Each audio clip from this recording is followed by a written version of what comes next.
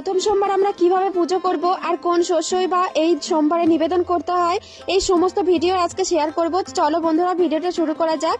প্রথমেই তো বাবাকে পঞ্চামৃত দ্বারা স্নান করাবো। পঞ্চামৃত অর্থাৎ দুধ, দই, ঘি, মধু আর চিনি বা শর্করা এই সমস্ত দিয়ে স্নান করানোর পরে শুদ্ধ গঙ্গা জল বা শুদ্ধ জল দ্বারা বাবাকে আবারও অভিষেক করাবো। আর বাবাকে স্নান করানোর সময় ওম নমঃ শিবায় মন্ত্র উচ্চারণ করব। তারপর বাবাকে চন্দনের তিলক দেব। আমি এখানে অষ্টগন্ধা চন্দন তিলক দিচ্ছি। অষ্টগন্ধা চন্দন যদি তোমাদের কাছে না থাকে তাহলে শ্বেত চন্দন দিয়েও বাবাকে তিলক দিতে পারো। আর এখানে 7টা বেলপাতা নিয়েছি। বিজোড় সংখ্যার বেলপাতা বাবাকে নিবেদন করতে হয়। 7টা বেলপাতা যদি তোমরা নাও জোগাড় করতে পারো, একটা বেলপাতাতেই বাবা সন্তুষ্ট।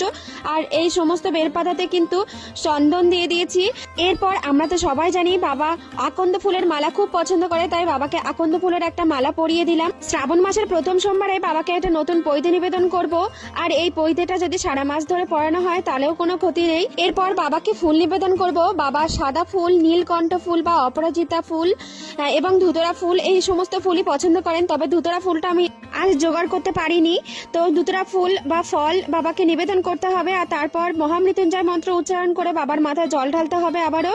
এরপর বাবাকে দুর্বা নিবেদন করব। দুর্বা নিবেদন সৌভাগ্য লাভ করা যায় এমনটাই কথিত রয়েছে। আর প্রত্যেক দিনের মতো আজও বাবা মাথায় জল ঢালার পর আতপ চাল দিলাম। শ্রাবণ মাসের প্রথম সোমবারে বাবাকে জব নিবেদন করতে হয়। জব নিবেদন করলে যে কোনো দুর্ঘটনা বা সংকট থেকে রক্ষা পাওয়া যায় এরকমটাই কথিত রয়েছে। তোমরা পারলে সেদিনকে জব নিবেদন করতে পারো। আবার অনেকে পঞ্চশস্যও নিবেদন করে। এরপর বাবাকে একটি গোটা ফল নিবেদন করলাম। 3টি, 5টি বা 7টি যে কোনো বিজোড় সংখ্যার গোটা ফল নিবেদন করলেই হয়। এরপর বাবাকে দক্ষিণা দিয়ে ভোগ নিবেদন করলাম। যার যার সাধ্য মতো এদিনকে বাবাকে ভোগ নিবেদন করবে। তারপর আরতি করে নিলাম। শ্রাবণ মাসের সোমবার আমরা নারী পুরুষ নির্বিশেষে সকল হিন্দু ধর্মাবলম্বীরাই পালন করে থাকি। আর এই শ্রাবণ মাসে বাবার ধামে গিয়ে বাবার মাথায় জল ঢালেন অনেকেই। আবার শ্রাবণ মাসের সোমবারগুলিতে পাশের কোনো মন্দিরে গিয়েও অনেকে পুজো করে থাকেন। আবার আমার মতো বাড়িতেও বাবার পুজো করে থাকেন।